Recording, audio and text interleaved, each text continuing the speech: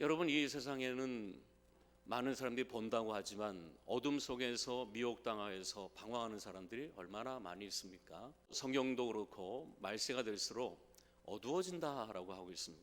영적으로 어두워진다라고 하고 있죠. 이처럼 세상은 어두워지게 돼서 사람들은 바른 교훈을 듣지 않으려고 합니다. 그래서 자기 소견에 옳은 사람을 쫓아가려고 하고 허탄한 이야기에 자꾸 빠져들어서 점점 사람들은 영적인 어두움의 시대, 영적인 방황의 시대를 맞게 될 것이다 라고 하는 것입니다. 이때에 우리는 어떻게 이 진리의 길을 걸어갈 수 있을까?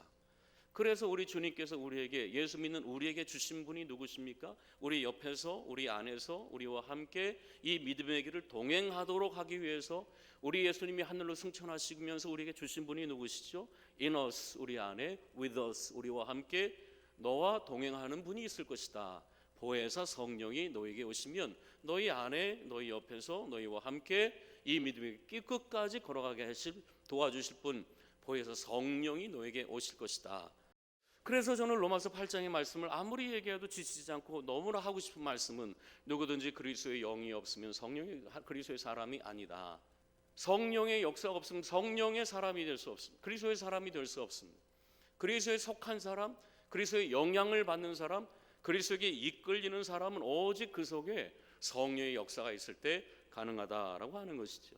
오늘 본문 내용은 사도행전 2장에서 오순절 성령 충만으로 인하여서 자기도 진동되고 사회도 진동시키고 그 이스라엘을 진동시켰을 때 겁박으로 돌아왔습니다. 성령 충만 받으면 길이 쫙 열리는 것이 아니라 위협으로 다가왔습니다. 저항으로 다가왔습니다. 이럴 때 제자들은 다시 저항에 굴복할 것인가, 다시 입 다물 것인가, 다시 옛날로 돌아갈 것인가, 다시 무력하고 무능한 침묵의 모드로 돌아갈 것인가, 선택해야만 했습니다. 이때 오늘 사도행전 4장에 그들은 모였습니다. 그리고는 다시 한번 재확인했습니다.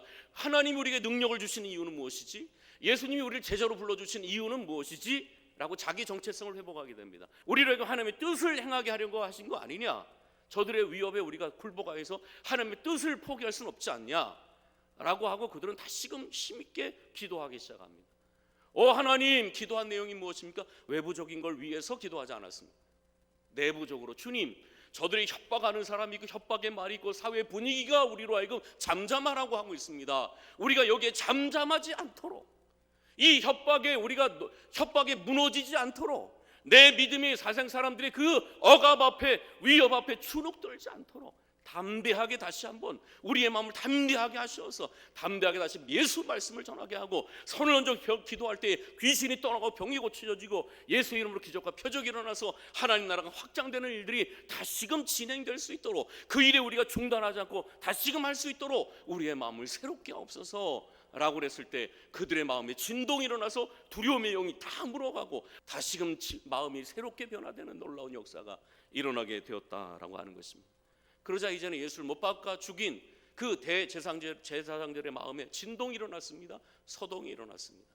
그리고는 그 제자들을 붙잡지요, 협박을 합니다. 위협을 합니다. 다시는 예수 이름으로 전하지도 말고 가르치지도 말아라.